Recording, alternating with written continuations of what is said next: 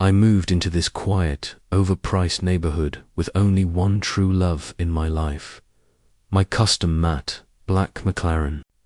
That car wasn't just metal and wheels, it was my therapy, my escape, my trophy. It didn't blast music at dawn, never revved at 3 a.m. And within the neighborhood gates, it barely ever hit 20 miles per hour. Calm, peaceful, perfect. But apparently, perfection breeds envy. And in our HOA president, it awakened a very specific, unmedicated kind of jealousy.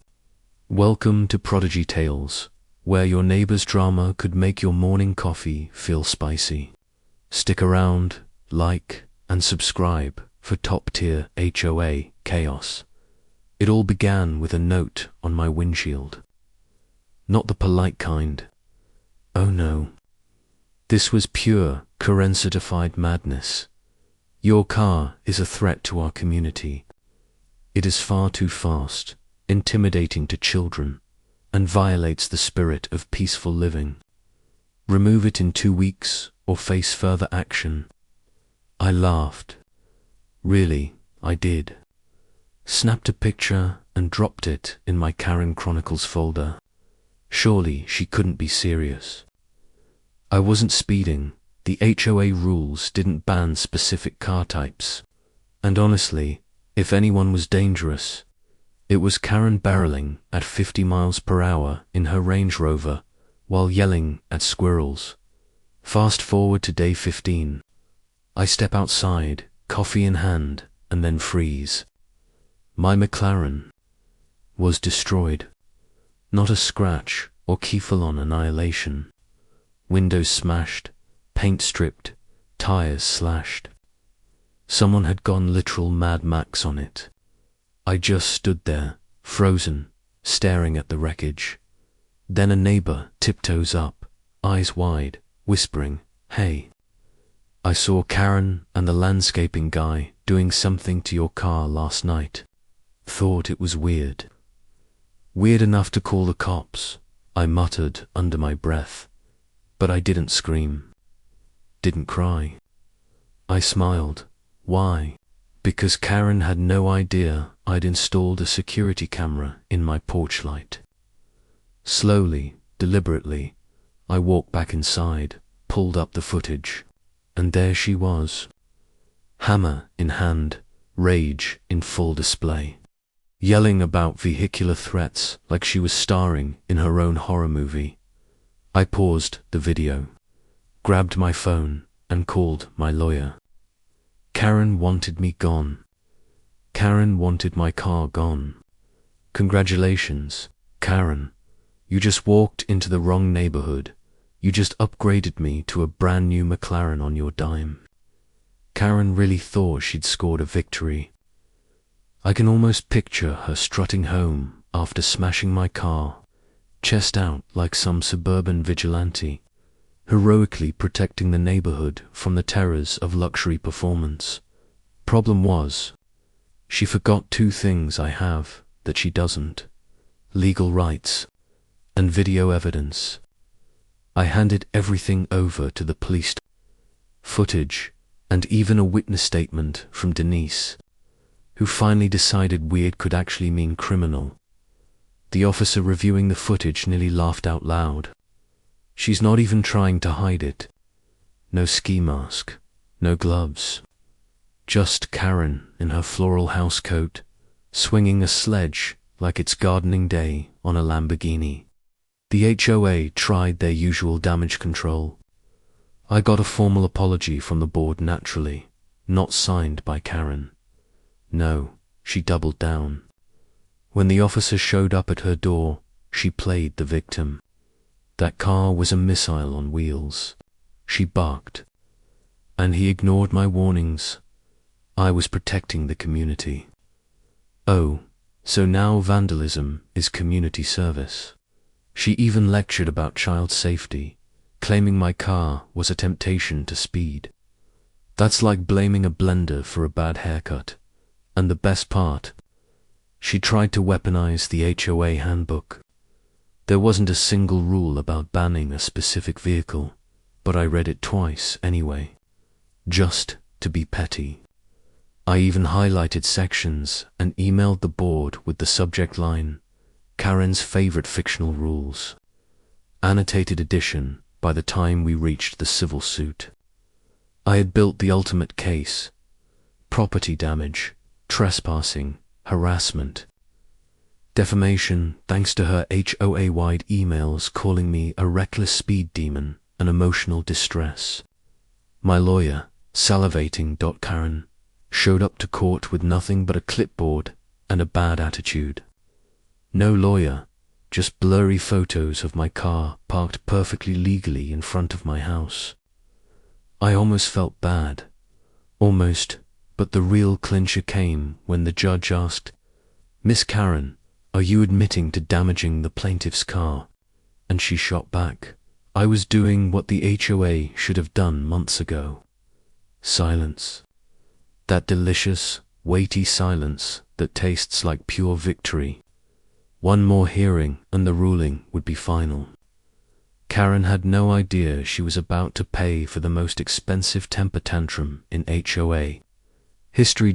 Karen waddled into the courtroom with the same swagger she had when she demolished my McLaren. Like she expected a medal for neighborhood safety enforcement. Every step screamed, "I'm in charge here," as if smashing luxury cars was civic duty. Meanwhile, I sat calm, collected, sipping court-approved water like it was a $400 bottle of champagne I'd soon be billing her for. My lawyer kicked off the spectacle with a slideshow. First slide. High-res screenshot of Karen mid-swing with a hammer, looking like a deranged DIY TV host. The judge arched one eyebrow. The gallery murmured. Karen coughed, as if that could cancel reality. Then came the emails. Oh yes. Karen had sent multiple HOA-wide blasts painting me as a dangerous street racer, a public menace. And my personal favorite, Fast and the Furious, embarrassment. My lawyer had printed them all on glossy paper for maximum dramatic effect. Karen jumped up. "This is out of context," she yelled. The judge peered over his glasses. "Ma'am, it's your email." When it was her turn to speak, she doubled down. That vehicle was a threat to every child within 5 blocks. I had no choice. The judge leaned forward, calm. "So, you destroyed it." "I neutralized it," she said, dead serious. Even the court reporter paused mid-keystroke to look up. Then it was my turn. I laid it all out, how the car never exceeded 20 miles per hour in the neighborhood. Decibel logs proving it never made a sound above a whisper. GPS logs showing exactly where I drove. And statements from neighbors who swore they'd never even heard a tire chirp. Basically, I ran a full Mythbusters investigation on Karen's claims. Closing arguments wrapped. The judge leaned back, exhaling. "This is one of the more unusual cases I've seen, but the evidence is overwhelming. Miss Karen, you are liable for full damages." Karen blinked. "Wait, what?" Karen stammering. The judge didn't flinch. "You will pay for the destruction of the vehicle at full replacement cost, including upgrades, plus court fees, and a fine for harassment." Her jaw hit the table. Meanwhile, I sat there, calm, smiling. Why? Because I'd already ordered the new car with a little extra twist Karen wasn't ready for. 2 weeks later, the new McLaren arrived. Same matte black, same model. But this time, custom red calipers and thanks, Karen stitched into the leather headrests. Subtle, no. Satisfying. Beyond words, Karen, on the other hand, had entered full financial hell. Replacing my car cost her nearly $300,000 damages, legal fees, the harassment fine. Rumor had it she had to sell her beloved white Range Rover, take out a second mortgage, and her husband quit the HOA board. Even her landscaper refused to return, and her poodle developed stress-induced alopecia. Karma had officially clocked overtime.